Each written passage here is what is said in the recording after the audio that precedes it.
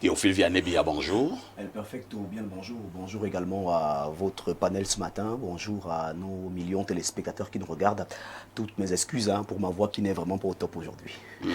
Un peu de whisky? Non, pas de whisky, la poussière. Le Dontol? La poussière. Ah, d'accord. La poussière. Vous habitez dans des quartiers difficiles? Très difficile.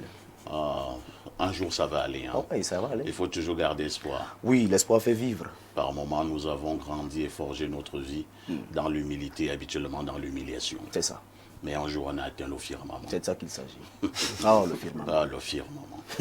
TVB. El Perfecto. Que disent les journaux? Les journaux qui sont disponibles en kiosque présentent pas mal d'actualités ce matin. Nous ouvrons avec le journal de la maison. Il s'agit bien sûr du journal Info Matin qui nous amène du côté de la région de l'Est pour parler donc du lancement de la onzaine de la jeunesse. Le journal de donne 20 titres en une, lancement de la onzaine de la jeunesse, la solidarité gouvernementale exaltée à Gary Gombo. C'est bien sûr cette information qui barre la une de ce journal et qui est traitée en page 3 à la faveur de la cérémonie qu'il présidait ce 2 février dans la Bumba Ngoko, région de l'Est. Le Minjek Mounouna Foutou a rendu un hommage appuyé au Minfopra Joseph Lé, non moins membre du comité de pilotage de la plateforme de la région, et au secrétaire d'État au MINTP en charge des routes, Armand Djodom. Un acte fort qui démontre à suffire que l'encadrement des pupilles de la nation est un devoir qui incombe à tous. Le journal de Dieudonné Mvang numéro 1960 de ce mardi 3 février 2026 revient donc sur cette solidarité gouvernementale. On parle du lancement de la onzaine de la jeunesse avec Cameroun Tribune, le quotidien bilingue gouvernemental qui est disponible en kiosque et qui nous fait donc savoir que parlant de la fête de la jeunesse, c'est le top départ. Le coup d'envoi des manifestations de la 60e édition a été donné hier à Gary-Gombo dans la région de l'Est par le ministre de la Jeunesse et de l'Éducation civique Mounouna Foutsou. La onzaine de la jeunesse et ses nombreuses activités vont ainsi conduire à la grande célébration du 11 février prochain à travers le pays. Ce sont des pages spéciales qui sont présentées ce matin de la page 14 à la page 15 du journal que gère Marie-Claire Nana. On parle également MTN Elite One avec ce journal, les buteurs déjà au rendez-vous. C'est bien sûr l'information qui est à lire de la page 30 à la page 31. 27 buts ont été inscrits en 2 journées et 4 joueurs mènent le classement des buteurs avec 2 buts chacun. Nous restons au championnat MTN Elite One avec le journal Le Jour d'Aman Mana qui en pied une revient donc sur les leçons de la deuxième journée. Information à retrouver en page 9. Banque mondiale, le Cameroun pourrait perdre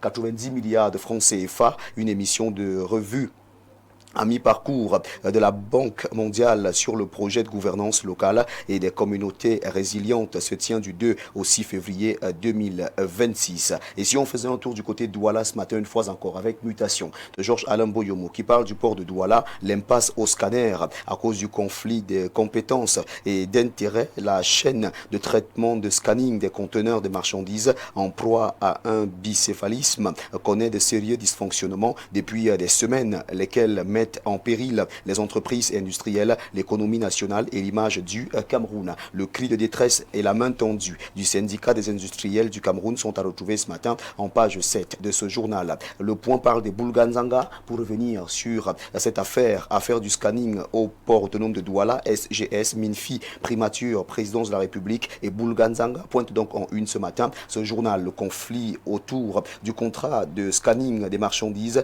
est loin d'être un simple différent contractuel ou encore un débat technique sur le scanning portuaire. Cette affaire est donc à retrouver ce matin en page 11 du journal Le Point. Scanning des conteneurs au port autonome de Douala. Le Industricam dénonce une situation ruineuse et c'est la nouvelle expression qui nous le dit ce matin en page 6. Littoral, plus de 300 000 cartes électorales abandonnées. Le constat est fait par ce journal en page 2. Et puis il y a un gang de malfrats démantelé. C'est bien sûr la nouvelle expression qui nous le dit ce matin en page 4. Le messager de Fepius Ndiawe parle de conformité pétrolière. Le clean sheet dit 3 Energies est donc présenté en page 3. Les analyses officielles réalisées au laboratoire de la Sonara confirme la bonne qualité des produits dits 3 Énergie, tandis que l'entreprise renforce l'approvisionnement national par une opération logistique inédite qui rebat les cartes dans un secteur sous forte pression concurrentielle. Et si on faisait un tour du côté de Touroua avec le journal de Guibaï Gatama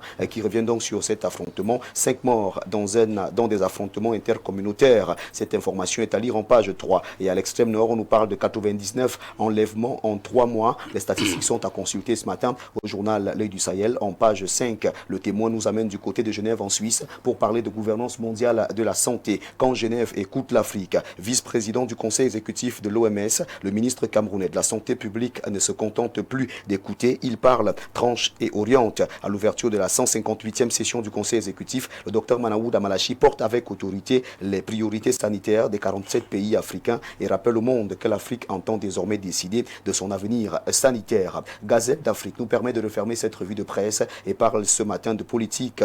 Bichara Aboukar, au-delà du triomphe, l'exigence des résultats, c'est à retrouver en page 6. Le journal d'Arsène Na parle également de BGFI Bank, cap sur 2030, après un bilan record à Douala. Cette information barre la une de ce journal.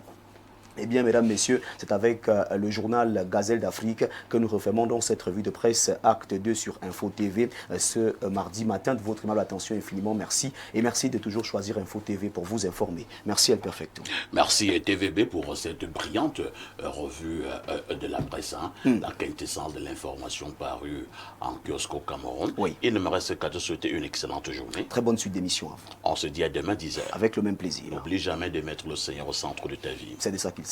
10h, 11h52, c'est bien de regarder la télé.